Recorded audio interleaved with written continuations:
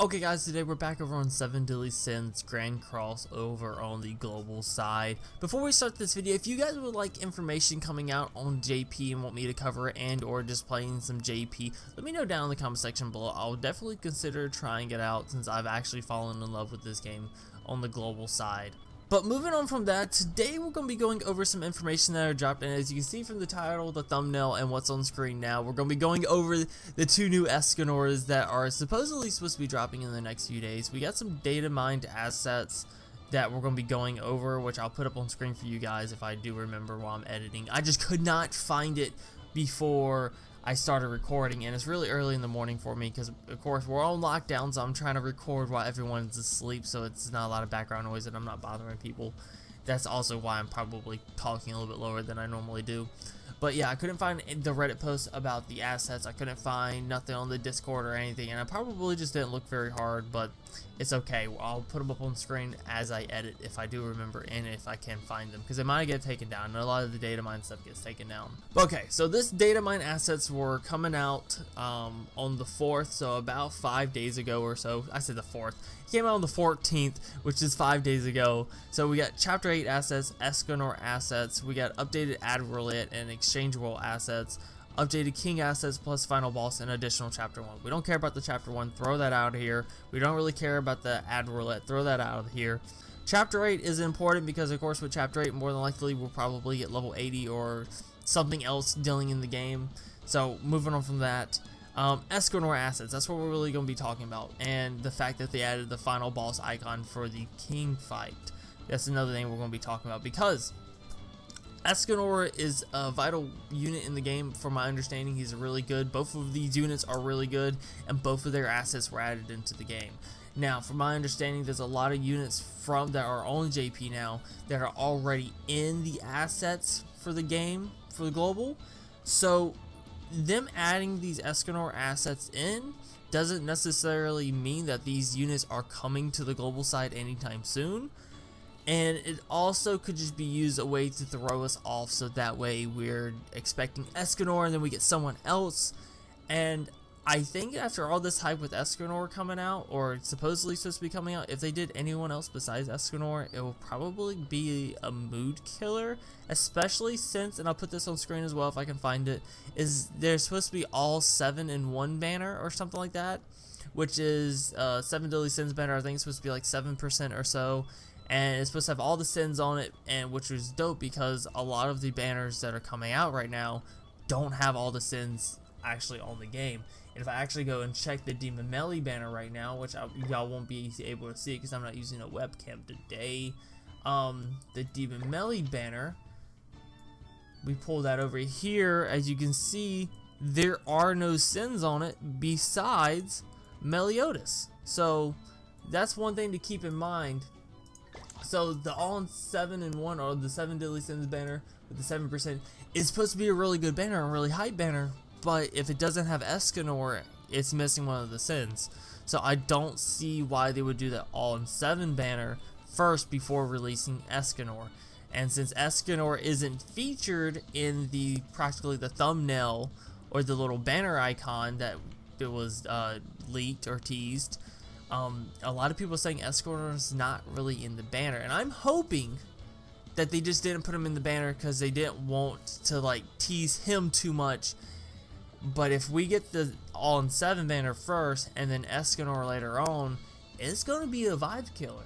In my opinion, it really is, because these Escanors are really good, and especially if the final boss king is coming out, we don't need, but one of these Escanors is great for it. So with that being said, we're going to go ahead and look at both the Escanor's overviews and talk about them a little bit individually, and then we'll come back and give a synopsis on our thoughts right at the end. So we're going to start off with this Green Escanor. He is the HP attribute. Of course, he's an SSR, and he's a human. First, we're going to talk about what he's actually good at. So this unit here is more of a PvP unit, as you can see. He's very good at PvP geared and ungeared. He has an amazing passive, apparently. And it looks like he's pretty crap at everything else. So this is mainly just a PvP unit. I do believe the red one is an overall great unit for no matter what you're using him for. So that's what I'm hoping to pull. But you know, if I can get a new PvP unit, that would be nice as well. So his passive is the person who stands on the pinnacle. Removes buffs and debuffs when the hero's ultimate gauge is completely filled, grants debuff immunity. That's really good, and that's why he's good for PvP. I mean, I don't know about his stat, he actually does, but that alone is really good for PvP, because a lot of times you do get debuffed. There's not much you can do about it. It could be a damage reduction, it could be bonds, exort, which makes you, I believe it lowers your defense. So the second you get an ultimate gauge, is completely filled, all your debuffs are gone. So that is amazing, amazing passive. Okay, so we're gonna start off with his skills, is Elegant Blow, and of course it's an attack skill. So the rank 1 inflicts damage equal to 240% of attack on one enemy, so it's a single target. When you rank it up to rank 2, it's 300% on a single target and fills ultimate gauge by 1 orb. And then if you rank it up to tier 3, it's a 500% to a single target and fills ultimate gauge by 2 orbs. So if you pair this man with the Red Gother that hopefully everyone pulled, and or should hopefully be coming to the coin shop here soon, it's a great unit combo. It's a great pair, because you can just use Gother to rank this man up and then just do a crap ton of damage and get his ult extremely fast. So from what I'm seeing here, that he actually might be good on an ult rush team. Don't quote me on that, because I never used him in PvP, and I don't know how to use him in PvP yet, because he has not released and I have not played JP. But from seeing this here, he seems like could be a good ult rush PvP unit. So his next move is Cruel Sun, which is a debuff. Rank 1 inflicts damage equal to 180% of attack to one enemy. It ignites for 3 turns. Rank 2 does the exact same thing, but it removes buffs from the enemy. So this will work on King Arthur PvP comps.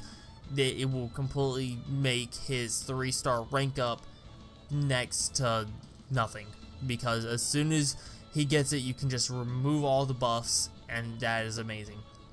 Rank 3 is the exact same, removes buffs from one enemy, inflicts damage to 300% though this time, and it applies 2 ignite effects for 4 turns. So it applies a more of an ignite than it did from rank 2, and it lasts longer. So that's really nice, because not only are you getting the burn, which is passive damage over time, you're also getting a decent amount of damage once you get to rank 2 and rank 3. But you're also removing the buffs. So this is another great card you can pair with Gother, rank it up, remove all their buffs, and then they practically wasted a turn using their King Arthur cards or Guild Thunder cards.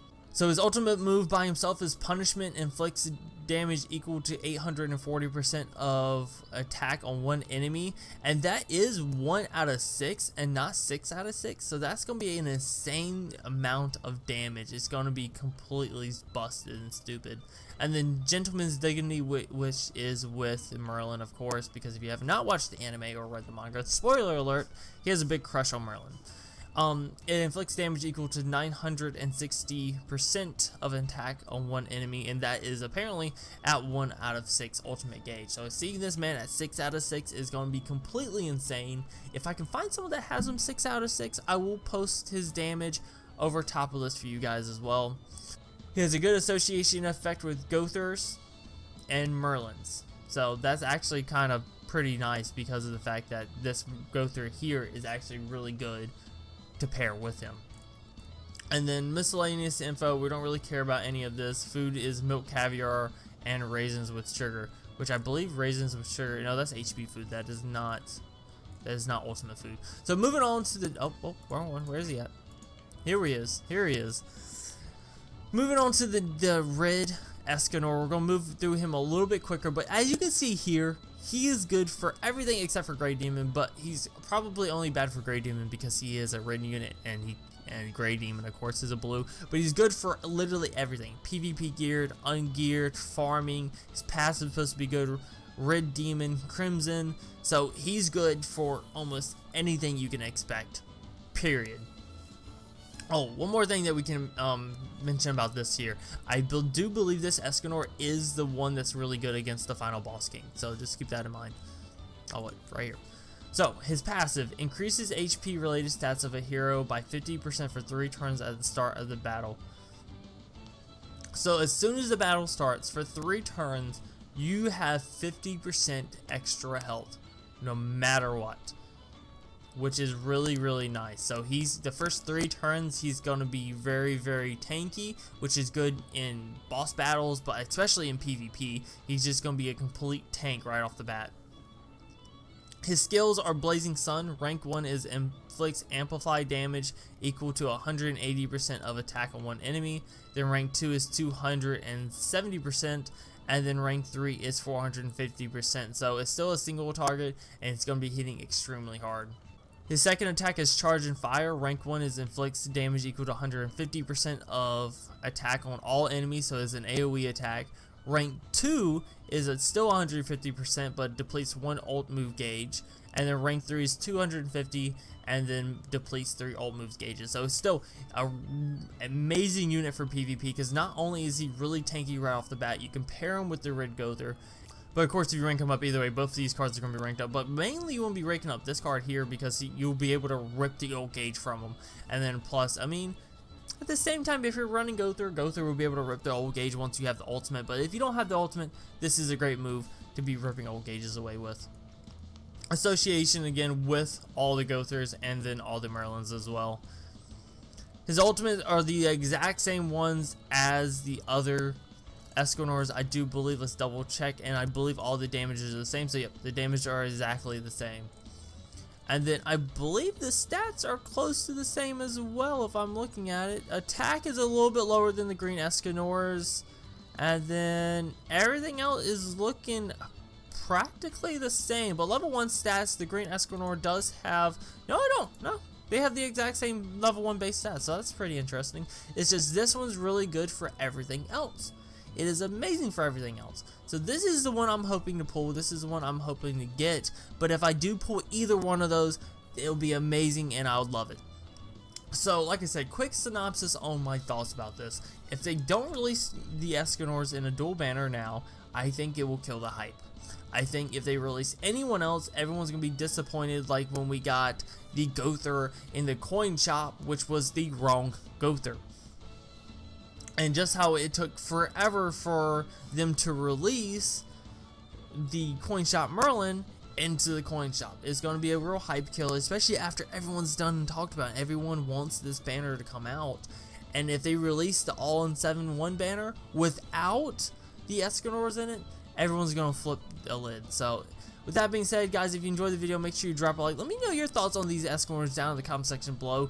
If you play over on the JP side, or if you just have base knowledge from, well, more knowledge than I do because of the fact you talk to people that play on the JP side, let me know some good uses for these Escanors down in the comment section below. And anyway, guys, I'll see you later.